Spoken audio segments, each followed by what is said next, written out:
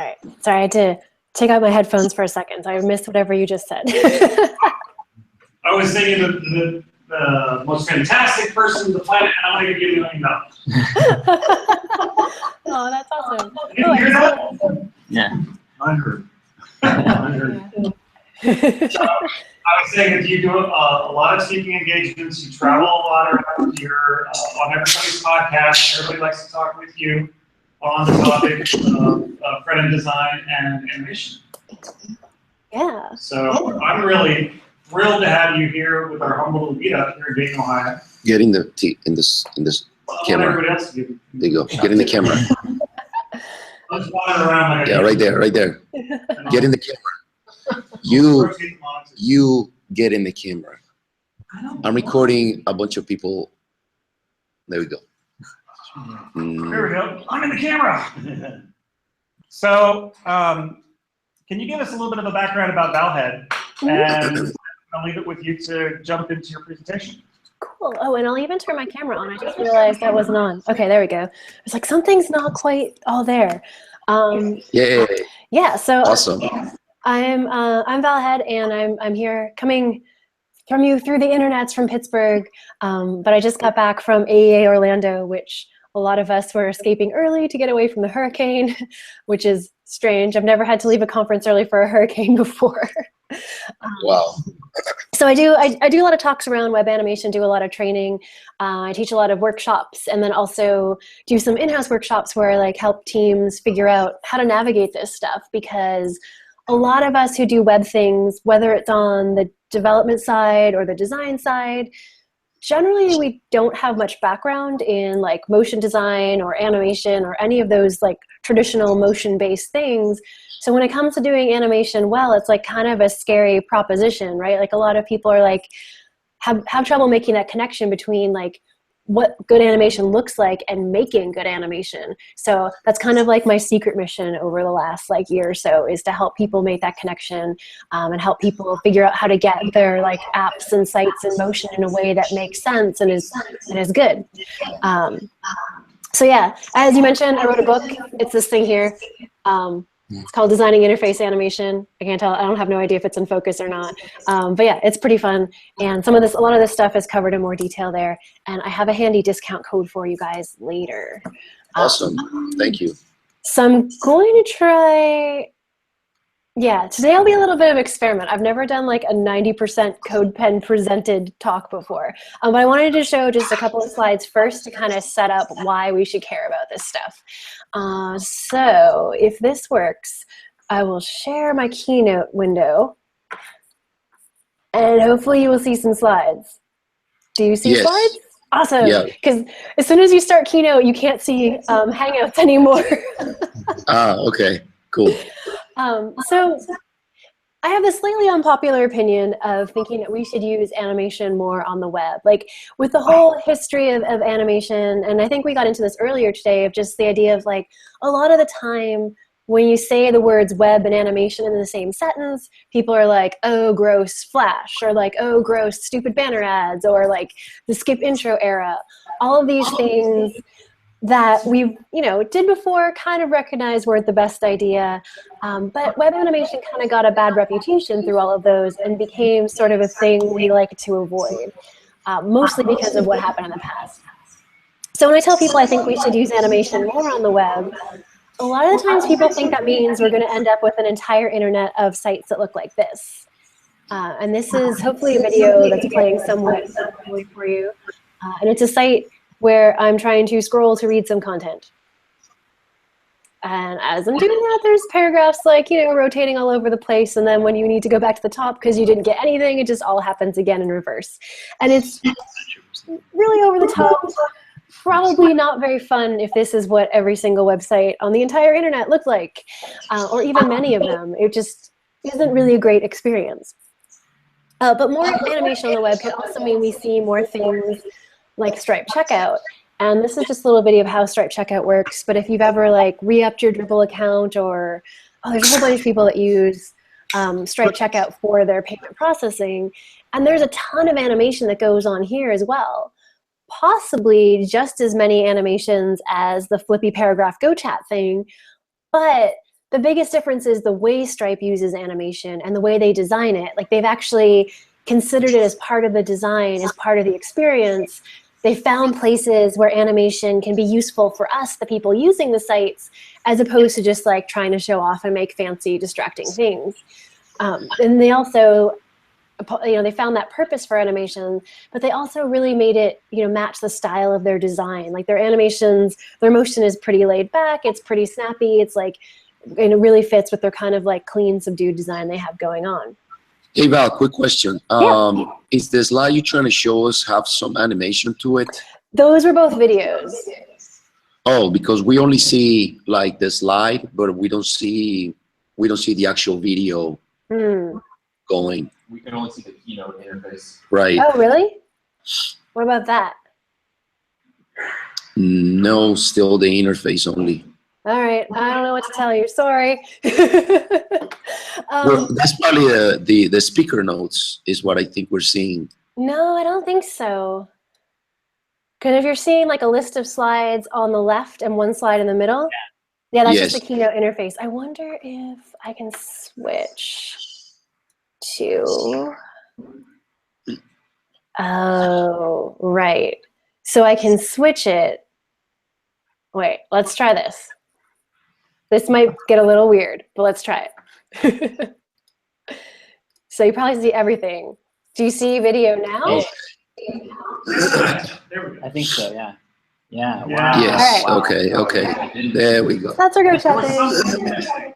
And yeah, just like I said, it's like goes all over again to get back to the top, and it's kind of insane and crazy and like not what we want the entire web to be. But Stripe as like the contrast of a thing that relies equally as heavily on animation, but approaches it in a completely different way, looks more like this, where you've got pretty much every interaction in the Stripe checkout like flow has some animation associated with it. But it's very different. It feels very different than the GoChat one, despite the fact that it might have just as much animation going on.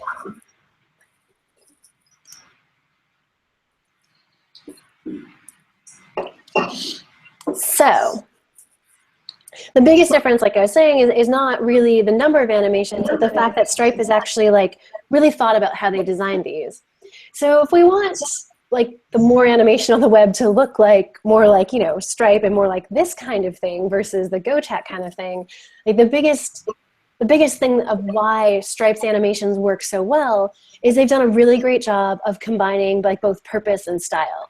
Like their animations are there for a reason. The reasons have to do with us, the person using it, not them like showing us some crazy stuff. And they also do it with style. And that's really to say that like they've considered what the animation looks like. They're not just like, oh, we should make that flip over. Okay, cool, it's done. Like they thought about how it flipped over and why it was flipping over and what they wanted to say with the motion they were using. So tonight I'm going to be talking mostly about animating with style. And I'm going to be doing it mostly through like coding stuff, which maybe sounds weird, but especially when it comes to animation and web animation in particular, like it's really difficult to do web animation well as just the designer or just the developer. Like web animation, really good web animation kind of takes the whole team. Like it has to be developed well and it has to be designed well, and that's how we get the really good animation. So it's one of those things that just goes across principles in that sense. So if we wanted to do something like pick good colors or pick good typefaces, you'd probably turn to like color theory or like type theory and that kind of thing. And that does exist for animation as well, it's just a little lesser known. So the theory that kind of most animation decisions are based on, or kind of like, most animation education is based on, are the 12 classic principles of animation, which were written by a small company called Disney, whose property I just returned from. But they wrote this giant, massive book called The Illusions of Life. It's a wonderful book, great story. It's all about basically how Disney came on the animation scene in like the, I guess, early 30s-ish kind of time, long time ago, and essentially changed the whole industry by trying to make animation look real and tell stories with it. And they basically changed the whole approach to animation. If you're not into big, heavy books, it's also conveniently summarized in this Tumblr, the the12principles.tumblr.com, and it kind of shows a small example of each one based on a video by the same name. So these 12 principles are... I'm sorry, if you search on CodePen for Illusion of Life, there's 2 demonstrations of some squash and stretch. Yeah. These are definitely not the only examples of it, but I find this Tumblr is like one of the like most comprehensive and like cleanest list of things. But they're all over, and they get mentioned a lot, but not always like, they're mentioned as a thing that exists and you should know, but they're not always like shown as how you do that. You're like, cool, a bouncing cube. I don't have a bouncing cube in my interface. How do I use these principles?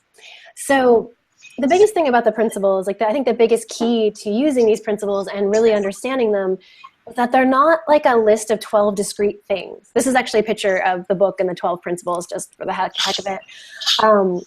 They're actually kind of like 12 interrelated principles, 12 interrelated concepts, not necessarily like a checklist of 12 things you have to do every time you animate things. And what makes them even more interesting, I think anyways, is that some of them have a bigger impact on our work than others. You know, because these were written for like classic animation where they were drawing cell by cell. It's not really how we're working. So these all apply to our work to a degree, but some of them apply even more and have a bigger impact. So what I want to do tonight is walk through a couple of examples showing how just 3 or 4 of these principles, so essentially like a quarter of them or a third of them, how they can really change the way animation looks on the web. So that's as far as I need to go with these slides. We will do the screen sharing thing again, and I want to share this window, maybe. All right, cool. CodePen. And I will, oh, I should put this in professor mode or something, right? Dun, dun, dun. Or actually, how is the, how does this look on your screen? Is the code like big enough to read? Yeah, it's a little small. Okay, I can change that. But you don't have to do professor mode because Okay. we're recording Hangout. Well, let me change the settings here and make my type bigger. 26 is as big as it goes. I hope this is going to be big enough. Now I'll go back here. After, oh, that's quite large. Is that a little bit better for these, for the CSS? Yeah. Get back down to where I was. All right. So this is a kind of like a really simple demo of how applying even just 3 of the classic principles can really make a big difference on something as basic as like a modal entering the screen. So this guy here, which I clearly did not write for CodePen because you have to like basically force it to refresh, is essentially like a modal window appearing on screen at the point where you're like, hey, we should maybe make this like, you know, transition onto screen. So you were like, okay, sure, transition on basically. Like it was just at the point where it's like, okay, it moves, checkbox, I'm done.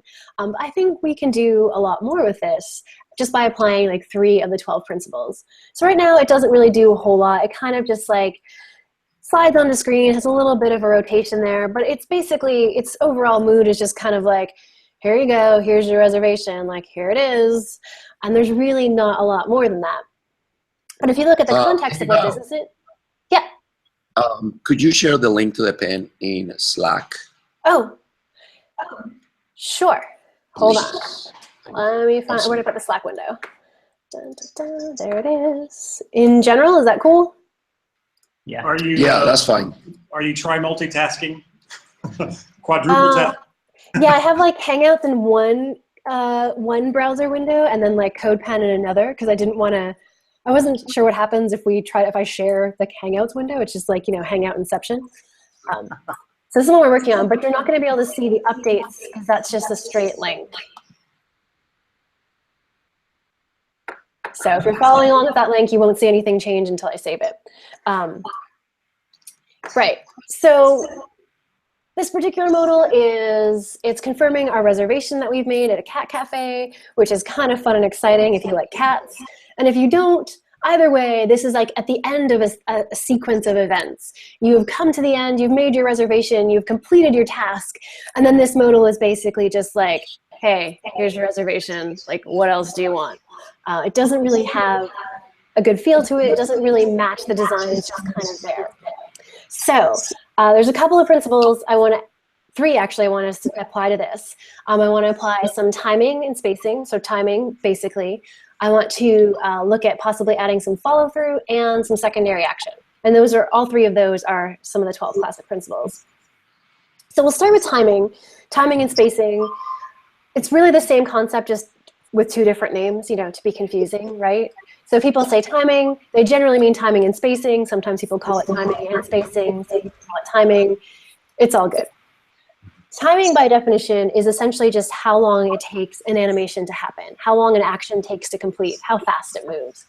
And that can give us some cues about like forces that are acting on it, forces within itself. You know, if it moves very quickly, maybe it's falling, maybe it was pushed, maybe it's just really has a ton of energy. So timing is that like kind of duration, essentially, when we're talking about CSS and JavaScript. And our duration here, our timing for this one, we have two animations happening on our modal. It's these two here. One is a slide in, which takes 0.75 seconds. So that's kind of like our main timing of the upward movement. And then we have a tiny bit of a fade in, which should really be 0.15 seconds, not 0.05 seconds, but whatever. There we go. That looks a little bit better. So it's fading in. If you think of it, the slide in is the full action, and the fade in just happens at that very beginning, kind of applying them both for a compound effect, which is a handy trick if you've never done it before. And then the slide in keyframes that are running that particular animation are these ones here, just telling it to go like from a position rotated down, farther down the screen. Conveniently though, not all the way out of the screen, just a good distance down. And then we have our fade in keyframes as well. Opacity 0 to 1, as you would probably expect. So, yeah, so our timing for this is this 0.75 seconds.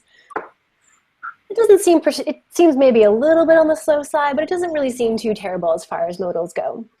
The other part of timing, the spacing part of timing, is how things change speed over the course of their action. And you know, that in CSS is essentially our easing. Our easing controls those speed changes over the course of an animation. And right now for this one, our easing is set to linear, which, as you can kind of see if we force this to refresh,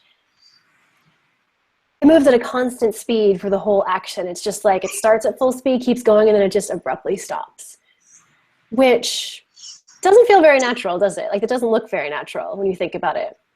Like, is there any... What's that? Very mechanical. Right, right. Like there's pretty much nothing in real life that isn't a machine that can do that, that can start at full speed and then just abruptly stop. Like as humans, every movement we make, we need to kind of like speed up into it and slow down before we stop, unless we're like, you know, falling or being pushed or something. But short of those extremes, no one moves like that. So by considering our timing and spacing, we can make this thing essentially feel more realistic or more alive, more organic, however you want to think about it. So the first thing I want to look at is timing and spacing. I'm thinking our timing of 0.75 seconds might be okay. So I'm going to look at our spacing next. Like you just said, linear, super mechanical, kind of lame. It doesn't really have any energy to it. It's just kind of there. It's like, I want to say the vanilla of easing, but like I kind of like vanilla. So maybe it's whatever is more boring than vanilla is what this is. Or whatever your least favorite ice cream flavor is what linear easing is. That's a good way to put it. Right? So if we look at our CSS keywords, we're like, okay, we can make it say ease. We could even spell ease correctly. And that's going to be like kind of okay. We also have ease in. And then we also have ease out. We have ease in, out. And it's like, okay, great. So timing and spacing are like super important for creating like lifelike, realistic animation. And we have like 4 keywords. Like, this is dumb. And that's why we have our good friend, the cubic Bezier function, which essentially takes you from having like 4 options for your spacing to having nearly infinite or effectively infinite options. So conveniently, I have cubicbezier.com in my next tab. Oh, good, you are seeing tab changes, yay. So there is a number of editors like this. A lot of code editors are starting to embed these. Browsers are starting to have cubic Bezier editors, which is really great. And this is where you can go in and like completely, you know, like completely change your spacing. I'm going to open a new one because I want to save this one that I've got. But you can go in and like, this is our linear, which we just had right now, and it's pretty lame and dumb. That's sort of mean of linear, but you know what I mean. But we can change these 2 movable handles, which is this one here, and it's right behind the white one. Never mind. Here, let's get it back. Okay. We can change these two control handles, and you'll notice that like this pink one changes the first two numbers of the cubic Bezier function. So that's the first XY coordinate. And the second set of numbers changes where this handle's positioned in. That's our second XY coordinate. And then this point and this point are always fixed because our animation does have to start and it does have to stop at some point. Like your duration could be like 5 years, but your animation will stop. And this curve is what affects the easing. And the easy way to read these is where the curve is steepest, the rate of change is fastest. And where it's flatter, the rate of change is slower. So like this particular curve would start out pretty quick and then just kind of come to a slow down before it stops. So kind of like a variation of ease out. And then, you know, if we decided to make it look like this, that's still some kind of ease out, but it's going to look very different than the one before. You can preview them here. The pink one is the one I did. You know, we can even make like a super drastic ease in out. This might be horrible. And we can really, you can see that one like goes really fast, or goes really slow, goes really fast in the middle rather, and then really slow at the end too. It's like super drastic speed changes. So this is how we can get some custom easing in CSS. And cubic Bezier is kind of like the gateway drug to custom easing. It's like one of the simplest motion curves to work with, but it's actually really effective still. So thinking about my modal, going back to our little modal guy, I'm thinking I wanted to have a lot more energy. I wanted to feel more energetic, kind of match the idea of like, yes, you are done. Like we wanted to have that kind of feeling. So messing around on cubicbezier.com, I found this cubic Bezier function that I liked a lot for having energy. And if we preview it here, you can see it kind of like starts out a little quick, starts out pretty fast, and kind of just slows down at the end, and even sort of has a little bit of a bounce or an overshoot at the end. So I think that one's going to be a good one for our modal. I sort of did this cooking show style because it's not very fun to watch people just like tweak handles a little bit and then stop and go. And I'm just going to copy the cubic Bezier function from the top here. Obviously, with other tools, there's easier, more embedded ones to use, but everyone can go to cubicbezier.com. So we'll go to our CodePen and just replace our easing with this, with our cubic Bezier function. And once that updates, we'll get that to refresh again. Well, even with that one small change, like it's looking pretty different, right? Do you see the difference? Yeah. Yeah. Yeah, it goes over the top and comes back. Right. Yeah. So it has that kind of like overshoot at the end. It's starting out a lot faster, right? Like it's kind of like coming out with a lot more speed. It's feeling a lot more energetic than it did before. And that's really just from changing our cubic Bezier function, changing our easing. Hey, Val, we have a question. Hold on a second. Yeah. Isn't this another one of the animation principles? Isn't it like follow through or something? That's exactly what I was about to say. Oh! Sorry. So, no, it's totally fine. But this is like, so we said we'd use 3, and by what we chose for our timing and spacing, by the easing we chose, we essentially got some follow through as well. So this is what I was talking about with these being like 12 interrelated concepts. Like timing and spacing are kind of like the key, right? They're sort of like the bedrock that all animation decisions are based on. And like if you ignore every other principle but get really good at timing, you'll be a really good animator, even if you ignore the other like 11. Because your timing and spacing functions, your easing and duration decisions can create some of these other principles and get you the effect of the other principles. So follow through, by definition, is the idea that not everything comes to a stop at once. And it's often demonstrated by like a bulldog with like droopy cheeks. And when he turns his head, like his cheeks kind of just like wobble a little bit before they stop.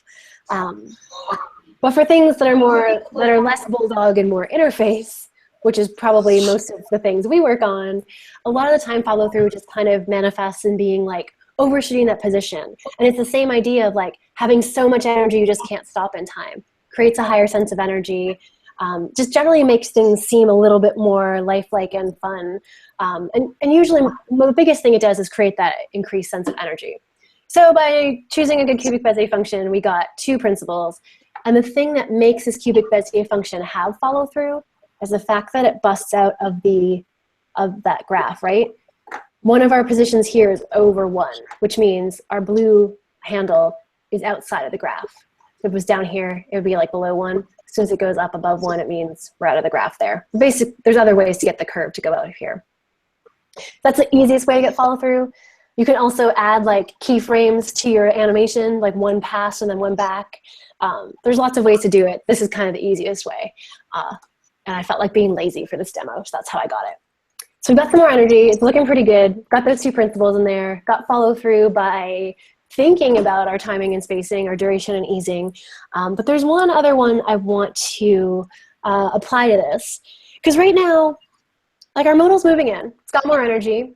But like it's still moving as one solid piece, right? Like it's almost like all of that text is kind of etched on the glass of that modal rectangle. Everything is really stuck together.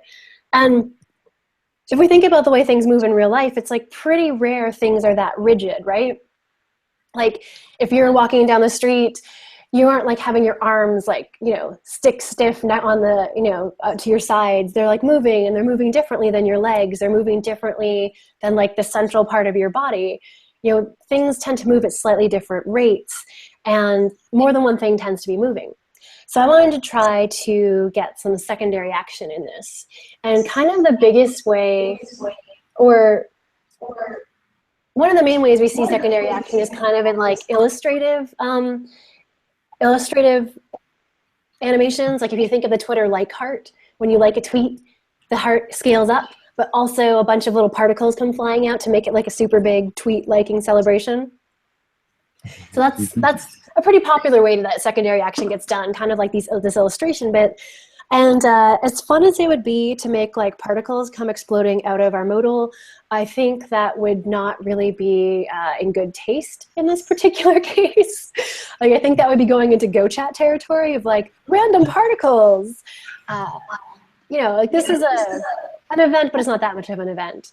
So I want to create some secondary action. I'm going to add a little bit of animation so that way our text moves at a slightly different rate than the parent container. So it'll kind of create the effect, or the effect I want to go for is the idea that like the title that says your reservation is complete and the paragraph and then the time that says when your reservation is are kind of being pulled up by its parent, kind of create like more of a wave-like effect. And I just realized I'm gesturing wildly and you can't see me, so that's cool. Just imagine someone looks really silly waving their hands around. So essentially, Kind of like air quotes. You don't see people. Yeah. Oh, here. I'll stop screen sharing for just a second, and I'll show you what I mean. There. Oh, there we go. So essentially, what I want to create, instead of having the modal being like, "Yay, I'm all one piece," of having that upward action still, but create a sense of like kind of like a more organic, wavy feel to it, where it's like the title, the time, and then everything settles back together to kind of like have something that's a bit more organic. Yeah, I'm great at meetings. I'm like, oh, do this. Yeah. So let's see how we can do that. CodePen. We will maybe go back to some CodePen. All right, there we go. Back to some CodePen. Okay. So to make those child elements move slightly differently than their parents, I'm going to define them some keyframes that are very similar to their parent. And to be fair, the stuff we're doing with keyframes right now, we could totally do with transitions, or we could totally do with JavaScript, but like, you got to pick one and go with it at some point, so I did keyframes. Also conveniently, so we can talk about keyframes and transitions in one night. Crazy. So to make these move at slightly different rate, I'm going to create a second set of keyframes for our child elements. I'm going to call them, this is the one weird thing about CodePen, it's just going to keep refreshing the whole time while I write this. But that's okay. So I'm going to call this animation slide in short, and I'm going to make it go from a transform of a rotation on the x-axis of minus 15 degrees, because its parent is rotating from minus 30, and minus 15 is like half that, so that seems like a good plan. I'm going to make this a little bigger, so maybe that'll stop being so distracting. I'm also going to give it a translation on the y-axis, that's our up and down, but I'm going to have it come from about 60 pixels down where it is right now, as opposed to, like its parent's like 400, right? Which is a lot. That would be excessive. 60 seems small and good. And then I'll have it go to transform. Fun to watch people write all this out, isn't it? And rotation of 0 on the x-axis and a translation On the y-axis, also at 0. So we're essentially saying go from a place kind of turned down and a little bit below where you are to where you would normally be. Very exciting set of keyframes, very involved. That's not really true. So we've got those keyframes written.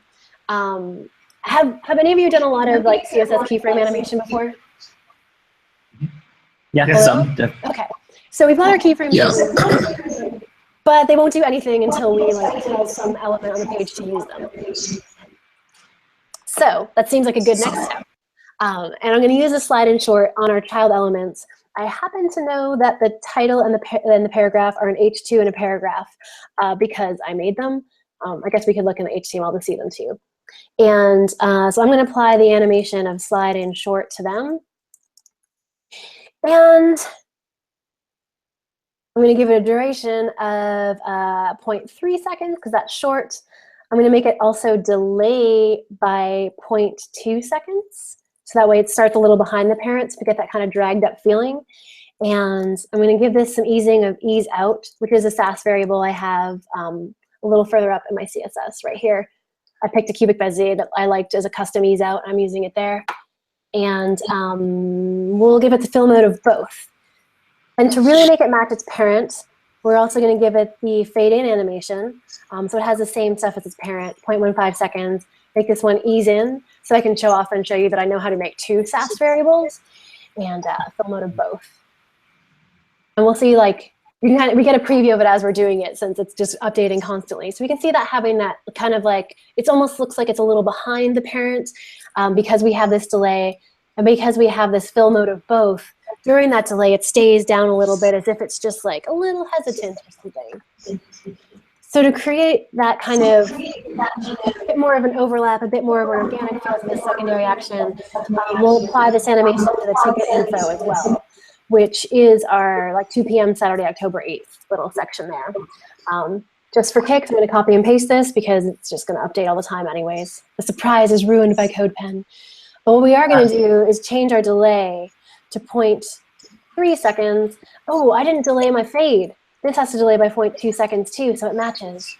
And then we'll fade this, or delay this fade rather by 0.3 seconds. And we'll get that kind of wavy effect where it's like, or not a wave, but kind of like that more organic feel in a wave in time where it's like those two are just a bit behind, they're getting dragged up by their parents, and a parent element, it kind of creates this more organic feel to it because it's not just moving like it's all stuck together.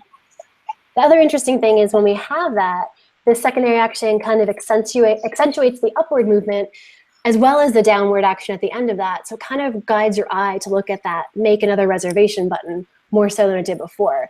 So we've got this like exaggerated kind of or accentuated up and down, and it guides your eye down to the bottom too. So basically by writing one little set of keyframes, another set of keyframes, and just applying some animation to these child elements, as well as like actually really thinking about the easing and timing we were using or the easing and duration we were using, we made this modal go from just kind of being blah to like actually saying something with the rest of the design. It's not taking any longer. It's not going any slower. It took us like just a few minutes here. It's even faster when you're doing it yourself with like, not talking through it the whole time. So it's pretty easy stuff to do to just give this stuff a little, give the animation a little bit more thought and think about what it is you want it to say and how you can make it feel more like something that's real. Even though we all know that like interfaces technically aren't really real. It's all just like in the browser, but still. So pretty good improvement on our little modal. It's just a couple little changes. And it's looking a lot better. So that's just the 3 principles of timing and spacing, follow through, and secondary action. So, seem good so far? Yes, good stuff. Fantastic. Awesome. Any questions on this yet? Or this so farness? Val, I had a question. Yeah. You mentioned the cubic Bezier function. Mm-hmm. You said that it was kind of like a gateway drug to bigger and better ways of doing easings. Mm-hmm. What are those bigger and better ways? Well, it's not necessarily bigger and better, but like more complex ones, right? Like things like springs. Okay. Then there's like different easing equations that a lot of the JavaScript libraries use. Some of them have springs. Some of them have not exactly cubic Beziers, but other ones like, oh, actually I have one open here. So like this is the GreenSock visualizer, and they have like essentially it's cubic Bezier-like, but they have these sort of presets of like powers and stuff. They have like a bounce one. And like that you can't do with CSS because that requires more than 2 movable points, right? Because you have these kind of hits at the top here. So like it kind of brings you into like thinking about easing more and like thinking, you know, like when would you use a bounce easing thing? And then there's also stuff like springs, which I'm not sure if GreenSock has. If they do, they don't have it in this visualizer, but that's also more like just setting up like physical properties and letting it go versus saying, you know, hit these points along the way. So the cubic Bezier with its only 2 points that you can move is kind of like the simplest curve, but there's more complex ones too. So okay. Yeah, it's like once you start doing easing, there's so many things.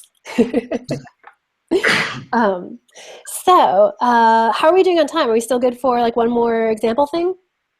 Absolutely. Cool. So I wanted to show you one more that using applying a lot of those same principles to something that's a little bit more complex. So there is. Oh, should I show you the finished one? No, I'll show you the almost finished one first. So this is a thing like a kind of like slide-in menu that. Let's maybe make this view be on the side. All right, and close that. Well, these should be okay for now. We'll hopefully, might have to change the text size on this too. But anyways, this is sort of like something that came from a mock-up. It's like an in-progress kind of thing where, you know, the designers are like, hey, we're going to have this menu. It's going to slide into view. And, you know, we're going to have some icons on it and stuff. And, you know, how should it move? So this is kind of like an in-progress, like motion comp that I'm putting together in CodePen is like, or I guess more like a prototype really of like how this menu should work. So a lot of the like HTML and like the layout is kind of like, I don't know, not really great or not really production level code. I was going to say half-assed, but maybe that's kind of belittling it too much. But it's like not like perfect code. And really this is all set up to like look at the motion and how it should work. So I have it at the point to start right now where it's like pretty basic. We have like a moving icon, we have it sliding in and out, but there's nothing really that interesting happening yet. And like this particular site, they want things to feel like sophisticated and like interesting, but not over the top. So this is sort of like similar to our modal. It's probably at the most basic point where it's like, sorry, this is the starting part where it's like menu slides in, hamburger menu changes, we're done kind of thing. But like I said, I think we can do some more. So, and technically I have the finished hamburger icon in there anyways, but that's kind of the most interesting thing that's happening. I think we can do a little bit more for it, just to make it feel the same way as with that modal of like, instead of having it all move as like one giant weird pane, we can make it, you know, move a little bit more organically, feel a little bit more like, I don't know, lifelike or live, and also consider some of the timing here as well, because right now it's pretty just like, blah, blah. That's sort of how that one feels. So I think if I refresh this, we will see the giant code size type. I hope so. Good. All right. So we've got some giant code. HTML I won't worry about because, oh, I just do want to show one thing though. If I double click this, you're the only one open, right? Oh, there we go. So it's some basic HTML stuff, nothing really crazy. But the one interesting thing in here is that our hamburger icon is an inline SVG, and the rest of the SVGs are just images, mostly because I'm planning on animating this one, as you just saw, because it moves. So there's really nothing too exciting going on there. But I want to add to our CSS really to do a little bit more for this menu. I'll show you really quick what's going on with the JavaScript. I don't want to get into it too much because it's very GreenSocky. Well, it is GreenSock exactly, actually. So what I did was just take our inline SVG or our... Oh, wow. Said GreenSocky. Yes. So it's took our inline SVG menu, which happens to have 3 lines, or inline hamburger menu rather, and just created that actually like kind of folding up and rotating animation with green sock. Like, I'm not sure where I was going with that. So it has its like fold section, it has its rotating section, and it just does the thing where like, you know, line 1 and line 3 move together in the center, line 2 fades out, and then line 1 and 3 rotate, and we play that backwards and forwards at varying speeds. One thing I did want to show you though, which is really handy when you're kind of trying out this motion stuff, and we'll do it with the CSS too, are things like setting like your own time scale so you can make it go faster and slower. So right now my time scale is set to 2, and like I tell my timeline here, my folding and rotating to play at this time scale, and it's like that gives us this kind of speed. When it closes, I actually change the time scale to be even faster. A bigger number is a faster playing. And then that way, if I want to adjust stuff, I'm like, this seems too slow. I could set my time scale to like 4.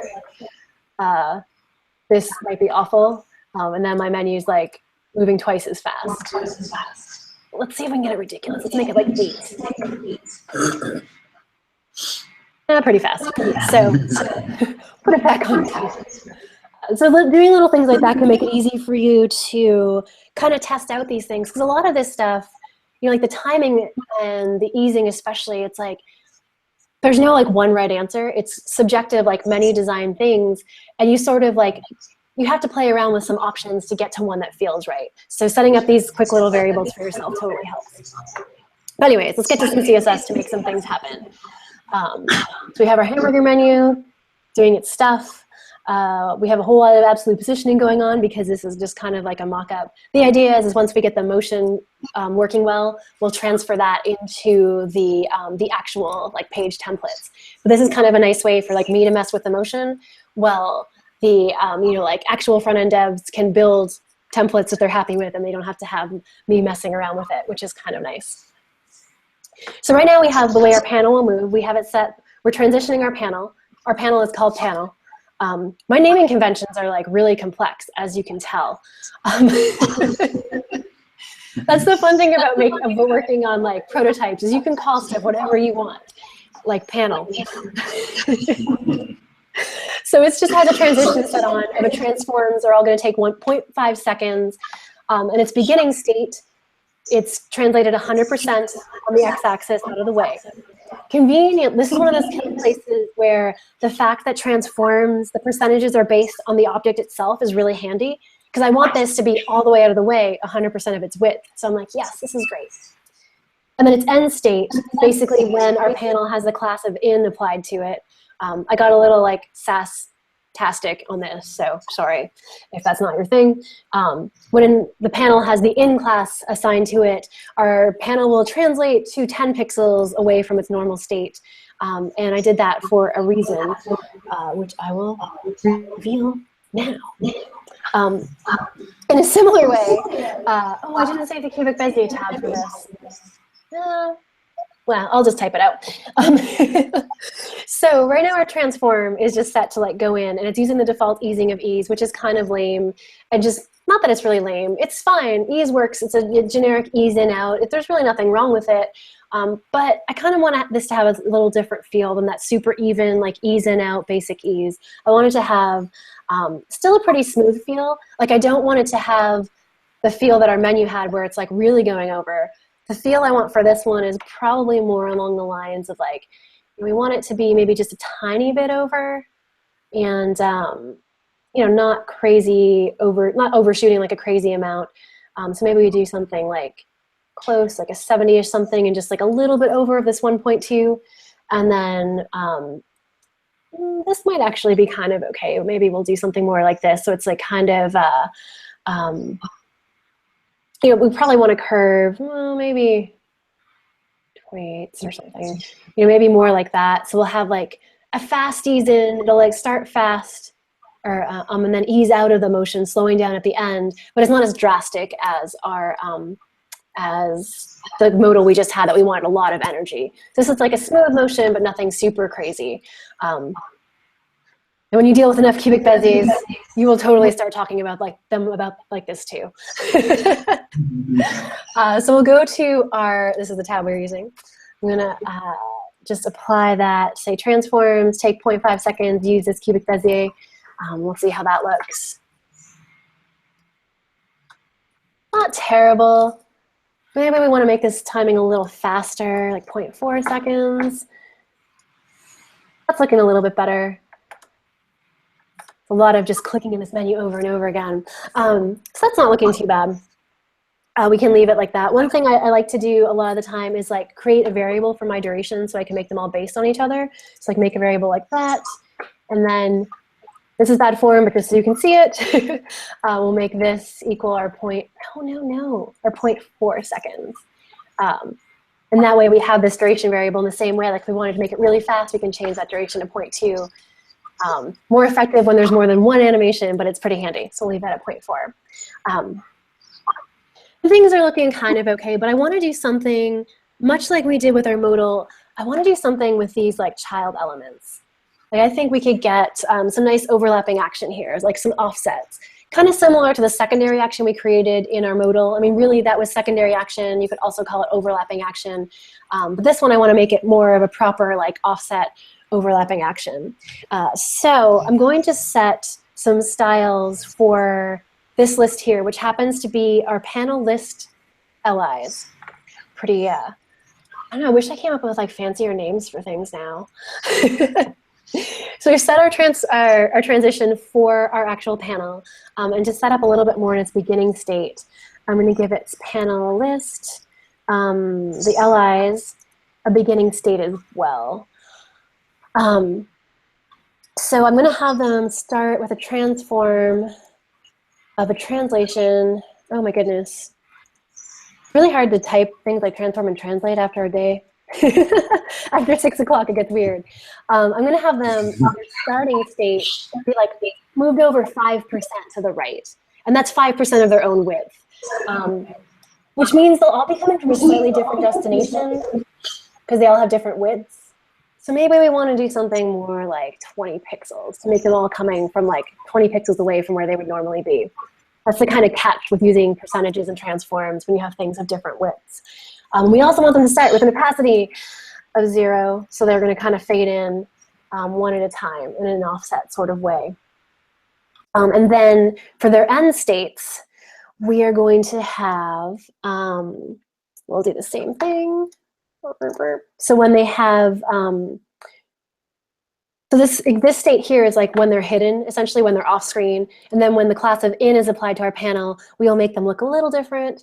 We will have our panel list, our LIs, we'll get them to like, you know what, I can copy and paste these 2 lines. You don't have to keep watching me type this, as exciting as I'm sure that is. We'll make them translate 0 from where they would normally be and make them be visible. And if we preview that now, this should look like nothing has changed because they're instantly changing to be opacity 1 when that class is applied. So we'll add some transitions here. And there's a little catch with these transitions though. Maybe I'll do it we'll do it that way first. So our panelists will add a transition, all these T words, I tell you. We'll have all properties transition. Since we're doing transforms and opacity, we'll just say all for here. We'll make them take duration amount of time, which is our 0.4 seconds. And we'll delay them just a tiny bit so that way our menu starts sliding in a little bit before these do their little fade in. I'll do like fancy math and make it like duration divided by 1.5. Really not fancy math, just division, but it sounds fancy, doesn't it? All right, you're not impressed with my division. That's okay, it's cool. And I'm gonna copy and paste that cubic Bezier there too. So if we do this, our panelists have this different transition. We have one transition set for all our LIs. They start out 20 pixels to the right where they normally be with opacity 0. And then once the class of in is applied, they go to where they would they transition to where they would normally be in opacity of 1. And if we preview this, we get that kind of slide in, fade in look, right? Yes. Look a little better. It's like feeling smoother, right? Like instead of this like, it's like feels lighter, right? Like at first it was like this big heavy thing coming in. And the fact that these are coming in slightly differently than their parent and fading in, we create that like this lighter weight to it, which is nice. It almost feels like it's being projected on a screen. Right, like you right. got a curtain which comes out and then a projector lights up. Which is convenient because this site is about movies. Yeah, but there's like those little connections like that, right? You're like, think of the physical thing it represents, and you can create that sense of like just changing the physicality of these just basic shapes and type on screen. There is one problem with, what's that? Do you mind pasting that link into Slack? Oh, right. I forgot that. Let's do this one. And Slack is in this window. So, menu one. Yeah, but if you don't mind, like, don't tweet this link, because technically it's for a client thing. It's, I mean, their logo's not on it. I don't think they'll care, but it's probably nice to, like, keep it between us. Sure. But there is one problem with having this, like, this transition set on our panel list with this duration. Like, if we get, like, fancy happy clicking, even if we're not that fast, like, weird stuff happens, right? Like, that's not what you want. We're not getting, if we click faster than the transition is set to work, because it transitions with these same properties on the way back, it takes 0.4 seconds for these to go back to being invisible. So we don't get that full effect every time. So this is where the CSS can get a little bit funky. But what we'll do is we can change the transition values for these LIs. They don't have to always have the same one. If we take this transition, one we just did, and we copy and paste it into our end state, it means as soon as the class of in is applied, so as soon as the menu is starting on its way in, our LIs will get this value for their transitions, the one we want to see. And then to make sure they're ready to transition in at any given time, we can make their initial state be transition, or not really their initial state, but the transition they will use when they go back to their initial state. Transition, we can do all and just say like take 0.1 seconds, like just quickly go back to opacity 0 so we can see you fade in beautifully again. Don't forget the S for the seconds. Oh, right. As I type D. That is a good point, because otherwise it won't work. Or I guess it would default to 0, which wouldn't be the end of the world for this, but yeah, important. So now when we do that, we can actually like have this be, you know, these are always invisible no matter how fast I click when they first come in, and then they still fade in. So it's a little bit more resilient. That's a good word, right? Like it's harder to break just by that little transition trick. So now we get the consistent effect. But there's one more thing I want to do for these. You know, we have them all sliding in at once. That made it feel lighter. Like you said, it made it look more like curtains and projections, which is great. But I'd really like to get like some offsets going on here, some overlapping action, like having these list items come in like just slightly offset from each other, not all together as one big block. I think that would look a heck of a lot better. So to do that, what I essentially want to do is delay this transition that we have, like the entrance transition, just by a little bit for each one of these. So like if this one has 0 delay, we'd want this one to have like 0.1 seconds of delay, and this one 0.2 seconds, 0.3, 0.4, 0.5. So they'll come in like with the same transition, but just offset slightly. There's a few different ways you can do that. You can do it by like, or you could do it rather, with and all that? Yeah, exactly. Like you could essentially write like, all right, panel, list, li, nth. Oh goodness, nth of type, you know, like 0. You have the transition delay of 0.01 seconds, right? And we could do that, but there's 7 of them. We could type them all out over and over and over again. Or we could get fancy and we can write a little SAS loop. Like this will totally work. You could copy and paste this and be like, okay, nth of type 1, you delay by 0.02 seconds. And you can see we'll start getting that like offset, right? Those first two have a tiny bit of an offset. Yeah, you can tell. But I'm lazy and I don't feel like copying and paste that 7 times. even though that's totally an option, to make sure I got all my brackets the way I should. We can also use like a fancy SAS loop. Have you used loops at all in SAS before? Anyone? Yeah. Yeah.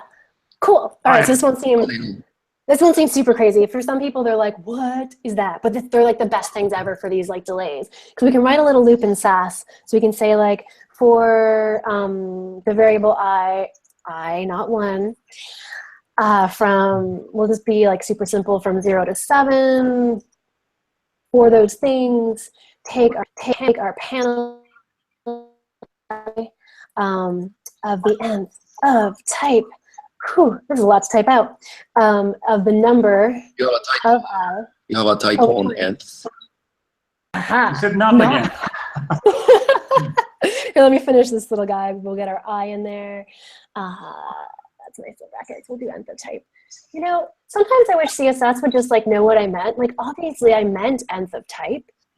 There's no such thing as noth.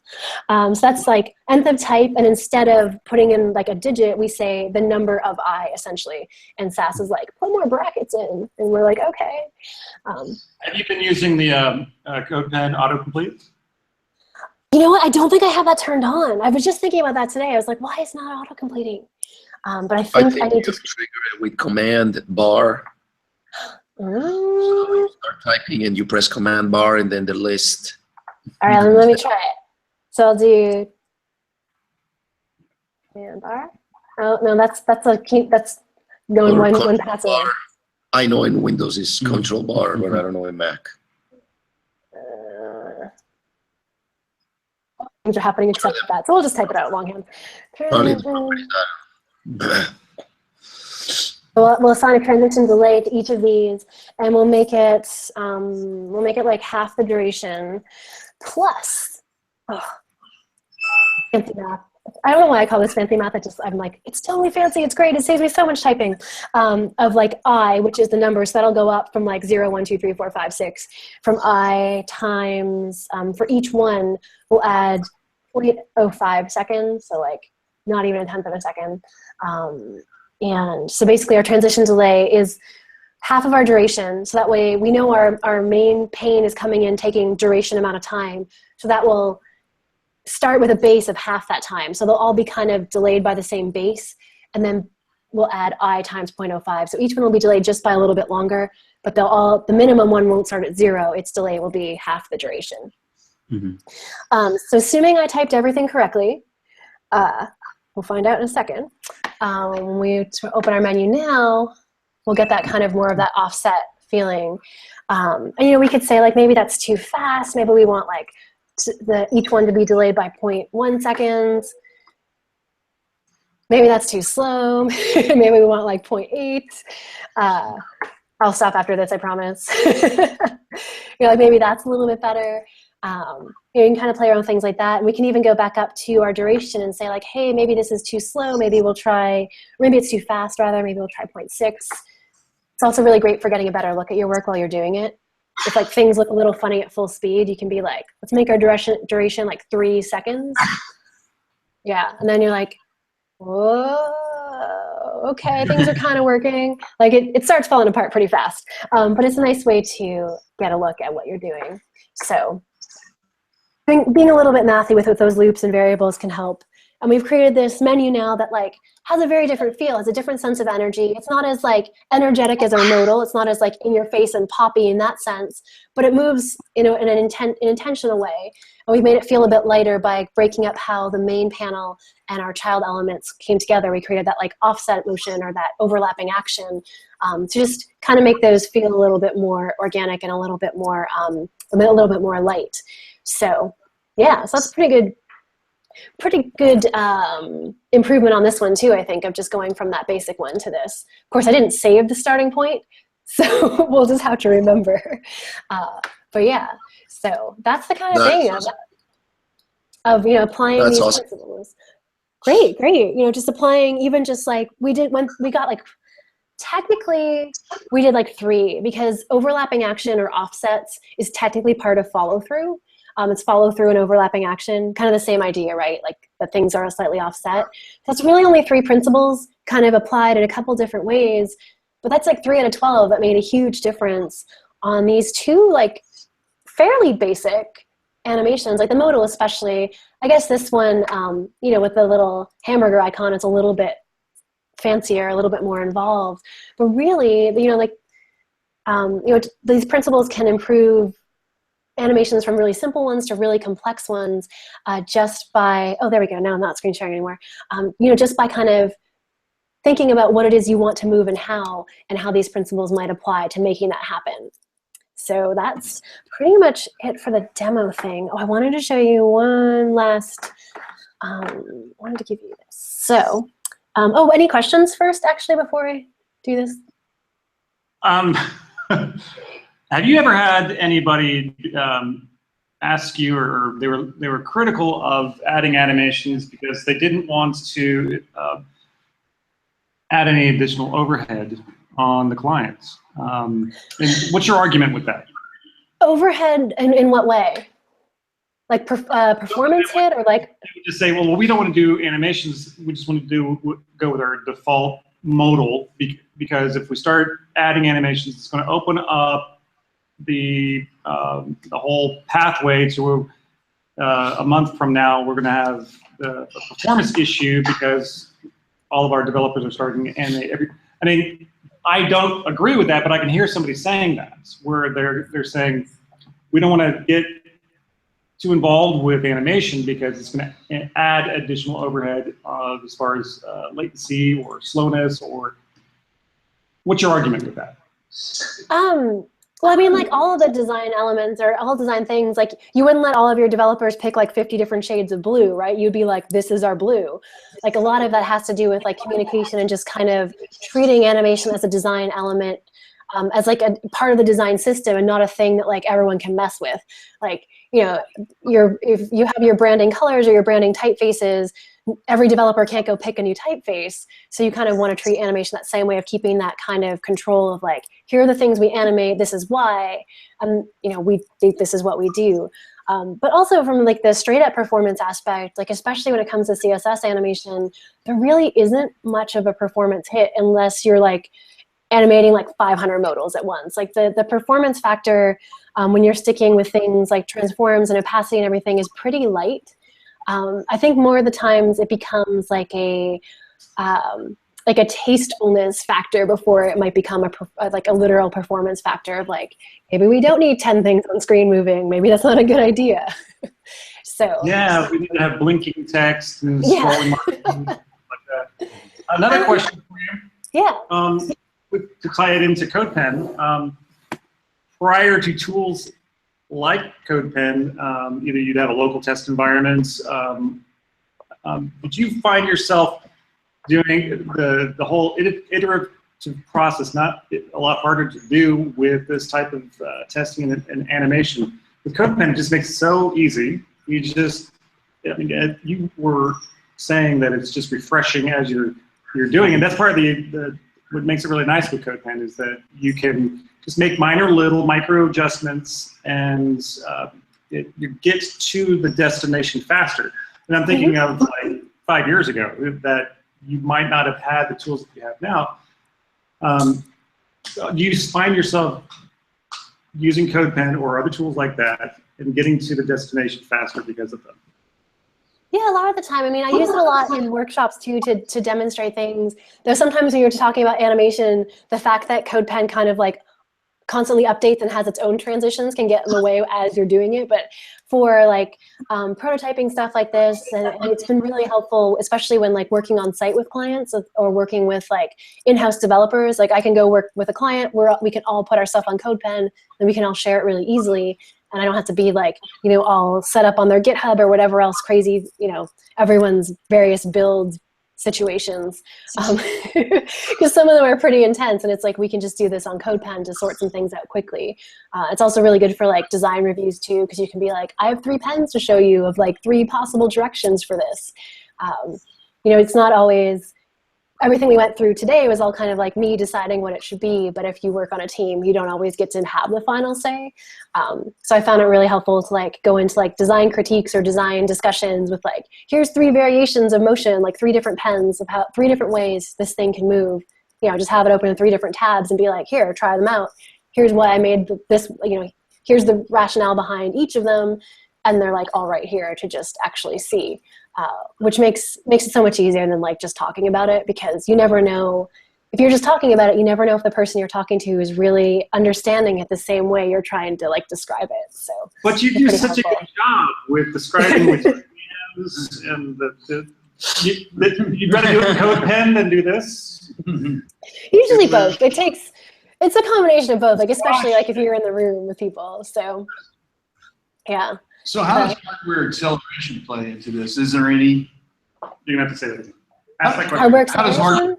Yeah, is there any kind of, Um, or is there any code you can activate, you know, hardware acceleration, or is that just got to do with the browser rendering? How's that work? it's one of those it depends things. Like in general, if you're using CSS transitions, like transforms rather, sorry, wrong T word, you're gonna get some, because it's all on like the composite layer of the browser's like updating sequence, or that makes it sound much fancier than it is, but it is pretty crazy and involved. You're usually gonna get that like kind of hardware acceleration by default with the CSS ones. But if you're doing like CSS transforms on SVGs, most browsers don't hardware accelerate that, like pretty much no matter what you do. And a lot of JavaScript libraries kind of boil down to CSS transforms, which means they can get hardware accelerated. So it all depends a lot on the tools and things. Firefox has a really great, I think it might only be nightly. They actually have in their animation inspector, they'll show you a little lightning bolt to tell you which ones are 100%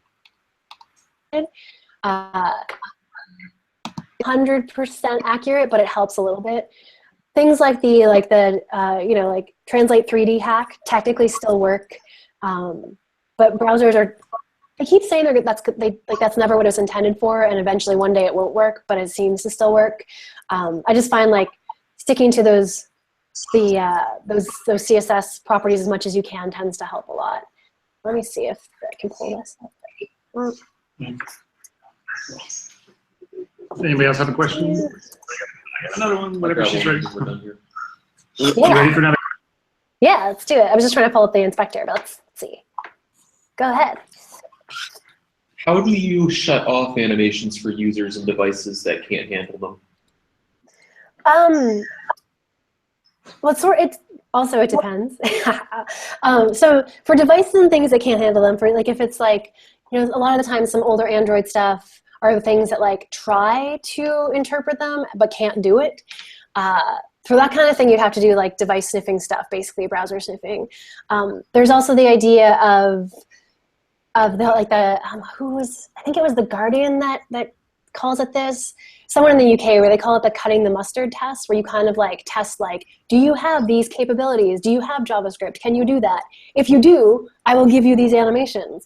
You know, you can approach it that way and kind of making assumptions by the features of what it can handle. So you can kind of break things up and like progressively enhance things as you go, to kind of get around that thing of like older browsers and older devices that may not be able to handle it. So it kind of depends on how you build it. You know, if you kind of build it in that progressive enhanced, like here's the main thing, if you can handle it, I'll give you more and more and more enhancements. It can work out pretty well of having, you know, taking advantage of what the newest browsers can do while still not breaking all the things for older, less capable things. Right. I guess I was thinking more about like e-ink devices where they support them, but it looks awful. And for like people with vestibular disorders and that sort of thing, where it's like... Yeah, I think those are two really different things. E-ink things really do, the e-ink Kindles do animation, like CSS animation? It's real. I thought it was only the Fire. For things like the Kindles and the Fire, I feel like to an extent, people who browse the web on those, like, everything must be broken for them. And like those, I don't know how you would, because it says that's the big problem with some of the older Android ones, right? Like they say they support it. If you're like, hey browser, do you support CSS animation? It's like, yeah, I do. By the way, you can only do one property and it'll look like crap. You know, like when they kind of lie in that sense, when they mislead you to believing they can do it, there's really not much you can do besides like user agent sniffing to figure out what those ones are. And then it's also a lot of like priority stuff too, right? Like if you know, I don't know, like I don't think every project has to be optimized for e-readers necessarily. You know, you can kind of do your best. But you don't necessarily have to like shut down the whole thing because the e-ink things don't do it well. But yeah, those ones are a bit different. For things like more accessibility things like vestibular disorders, that's very different. That's the user, it's not the device. And that's a completely different thing. I really think that browsers should help us out with this eventually, because right now their accessibility functions for things like this are pretty terrible. But really that's kind of like a planning thing on your side. Like you can, if you create all your animations in a certain like scope or within a certain control kind of area, you can actually present someone with a switch on your site of like turn animations off or low animations. Was it Halo? I think that's what they're called. They have a pretty cool one. Holo. Oh, you know what? I have a video of it, so even if I can't find the actual site. So that's kind of like in a planning thing on you as the developers and designers kind of side of making those changes. There's really, or exposing that functionality for users to have that control rather. So like you're showing in this, making something that, like that variable that you had in the CodePen, that is controllable for the speed, having something which is the user controllable, that they could turn on or off, and it would either enhance or degrade per their needs. Yeah, like that's. But also, not every kind of animation out there is something that's going to trigger someone with a vestibular disorder. And not every single person with a vestibular disorder are triggered by the exact same things. I wrote a big article on this for List Apart a while back. Animation. If you look at the WWW awards, for example, almost every single website that's winning in the WWW awards, they're all highly canvassed, highly animated, lots of streaming type of stuff. So, I mean, how do you, it's kind of like taking your extreme to the extreme. Right. I just posted that article that I was talking about, that actually was from 2015, about the research I've done on that of like what kinds of things tend to trigger vestibular disorders and what kind of things we can do about it. You know, like it's generally really large movements, and that kind of becomes a bigger thing with larger screens. It's very different on phones and otherwise.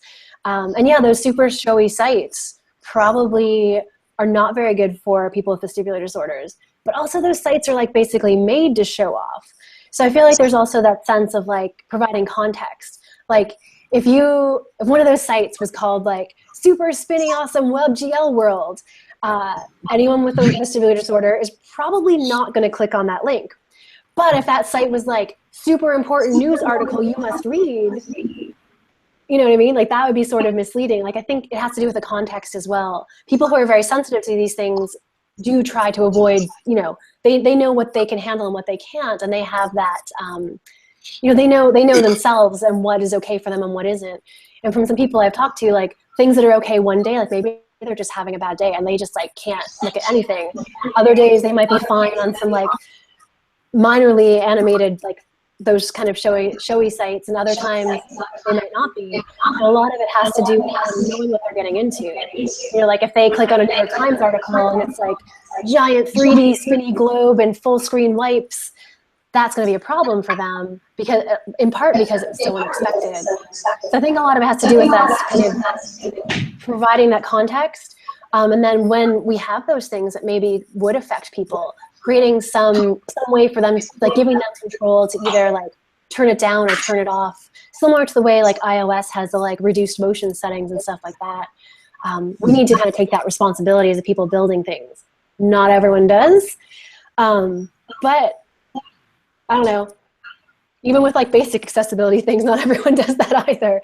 That's kind of why I'm sort of hoping that browsers will pick up on this and like create like a browser-based reduced motion. I feel like that would be so much better serve anyone who's affected by this. Because even if, you know, like 20% of websites create their own function for turning off motion or turning down motion, that's still only like 20% of websites. So I'd love to see browsers kind of, I don't know, come into this and add some tools for that. So Sorry, that was a really long answer. So you'd want to see Chrome have my personal settings where I can say I'm sensitive to lots of rapid movements, and it would, the Chrome browser would see whatever that markup is and adjust to it appropriately. Essentially, yeah. I mean, I know that's not really like a super easy thing to make, but I feel like that's going to be the solution that best serves people who are affected by this so much. I think developers should be responsible, and like if you have a lot of motion, offer some ability to turn it down or turn it off, or some alternate way of getting to that same content. But I feel like for people who are affected by this, if they had that control, if they could set it in their browser and know globally they will not see crazy, spinny 3D stuff, I think that would just feel so much better. But wishful thinking. I don't know if that's ever going to happen. So in this Slack, I posted that article in the Slack, and then also this is an example of a site that uses a little animation switch where you can kind of turn the animation on and off, and really more so like reduce the animation, which is kind of handy. So yeah, that's one way to do it. There's a couple, at least one project where someone is trying to like kind of create a universal one where you could turn things on and off. One of the reasons why I feel like browsers could do this is a lot of the web animation inspection tools we're getting, you know, we can globally slow down CSS animations in our Chrome inspector. Why not just expose something like that to the users, right? I feel like it might be more of a possibility once the web animation API becomes a real thing, because that's going to be like one place to control all the things. Because right now, like even the Chrome animation inspector works really good on CSS animation, doesn't do anything for JavaScript animation. So we still got that split. Anyways, I could go on about this forever. I got another question for you. Yeah. I saw a video from Travis Nielsen recently that he was, you know, he was tickled because he had just come across the perspective property, and he was like, "I've not heard of this. This is a new thing for me, a new toy." So Val Head, what was the most recent? Ooh, cool! I just found this within CSS. Ooh, wow. I still think, well, all right, so the thing I'm most impressed with right now is like the CSS grid stuff that's coming. Like I just saw like Rachel Andrew and Jen Simmons present on layout things, and it just seems like super amazing and awesome, and like such an opportunity for the web to like get out of this like layout rut that we're in, where what is that tweet that like gets mentioned in so many talks of like, which of these two website layouts are you working on right now? And there's like, you know, there were like basically wireframes of like every website you've seen. So I'm really excited for that and what that's going to be. But I guess that's not really the most immediate practical stuff. That's the kind of thing I'm like, I really want to play around with it more, even though it's not like a thing you can do in production yet, because I think it's going to be really big. And like that plus motion stuff, I'm like, oh, we can do so many cool things on the web once that hits. So I'm excited about that. I just want to know when they're going to reinstate the blink tag. I mean, no, but aside from that, I think they depreciated that in '98 or something. Yeah. No, I don't think the blink tag's ever coming back. Sorry. Is there a good, actually, along that vein though, is there a good scrolling text animation command or whatever you want to call it, or is that just a note also? GreenSock has some text animation plugins that you can do with their JavaScript library that you might want to look into. I don't know if they do scrolling text, but I know they do break things up by letter. Like the hard part with text animations is the fact that like each letter needs to be its own discrete thing you can move around, right? So some of those libraries like GreenSock make that easier. Whether or not a text scrolling animation will look any good, I don't know, but you can probably do it with GreenSock. Yeah, you could just make a spider, I guess. Yeah. So there's another. There was a little, I think it was Dave Rupert made it. There was like a small JS thing that was basically just existed to like wrap individual letters in spans so you could address them individually. I forget what it's called though. It's like It's lettering.js. No. Yeah, lettering.js. I know. I was thinking FitVid. I'm like, no, that's not it. What was the other one? What's the other one? FitDiv or something like that. FitVids is for videos. Okay. Yeah, FitVid. it's the People. Yeah. cool. You got any other questions? I could ask questions all night long. Here in Dayton, Ben Callahan for the Maker Series, he's had Brad Frost, he's had Dan Mall, Mark Hott. Why haven't you come to talk for the Maker Series for Ben Callahan? I don't know. That's probably a better question for for him. So next time you see him, you need to say, hey. We're Yeah. Brian works for Ben, so the season's almost up. So I'm sure that Ben's probably looking at next season. Yeah, you can tell him. Hint, hint. Cool. So, before I go, so I'm going to show, I probably will just screen share this. Let's do that. Keynote again. Like I said, I wrote this book. It is approximately half the size of a small terrier, but she is asleep on that side of the office, the other side of the office. But if you want to get the book, you can get 20% off ebook or print book with my name, basically. So if you want that, that's totally cool. It's kind of like a lot of this stuff, but in more detail. And I also have, well, you know who I am on Twitter, VLH, but I also have the UI animation newsletter I send out every week that talks about this stuff. So if you're into web animation things, that could be cool. And that's Awesome. pretty much it. Well, I appreciate the discount. No problem. And I was like, they're like, we'll give you a discount. You can give that to people. It's your name. I'm like, no one will ever guess that. But, yeah, So you just heard about the hurricane and you just boogied out of Florida. Pretty You're much, like, okay, it's coming, and give me my ticket. I'm going home. yeah, I mean, I was supposed to leave today, and actually in 20 minutes they're closing the Orlando airport. No flights in or out until like Saturday. So, kind of glad I did Wow. it. Were you supposed to speak today? No, the conference was Wednesday was the last day of the conference. I basically left after the last talk and just got to the airport and left. But there's a couple people like Eric Meyer and Chris Coyer and Crystal Higgins are still there.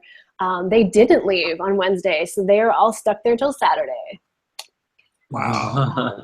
I mean, they're stuck at I hope they Disney, don't so there's worse things. But yeah, I'm like, ooh, I don't think that's going to be fun. I'm glad I'm home. Yeah. So. Well, Val, we really appreciate you sharing your time with us. This has been awesome. No problem. I hope you can stick around in the Slack channel for a while in case, like the next couple of days, if we get some questions, we can fire at you, if you don't mind. Sure. Yeah. Ricardo's got laryngitis. He usually runs the. Do you have anything that you don't want to say? All I can say is. Literally all you can say. Great. Well, you all have a good night. All right, you too. It's great chatting with you. Bye, everyone. See ya.